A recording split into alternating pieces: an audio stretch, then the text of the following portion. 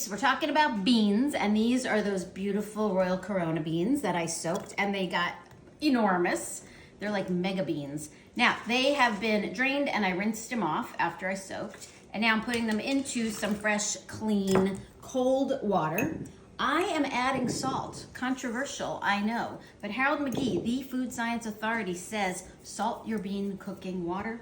And if Harold McGee says it, then I say it. I'm also gonna add in a couple of bay leaves and a few little peppercorns into there, and just a smashed little clove or two of garlic. I'm not even really gonna peel it, I'm just throwing it right in there. Well, I'll sort of peel it. Smashed, like that. We're gonna bring this to the stove. We're gonna bring this up to a simmer and then lower it, because you wanna cook your beans gently. A little gentle bubble. Okay, I'll see you at the stove.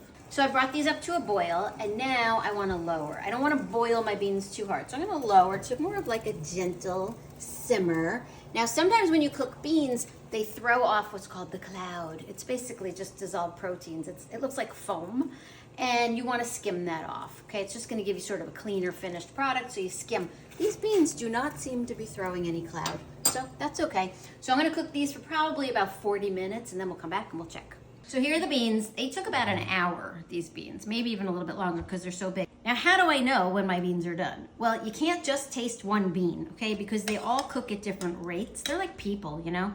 They all have their own personality. So what you wanna do is always test at least 3 beans. Some people say 5, but these are so big. So I pull out my 3 beans. I'm gonna cut them in half. They look fully cooked through the interior, of course. Looks good, looks good. But the only way to know, delicious, taste them.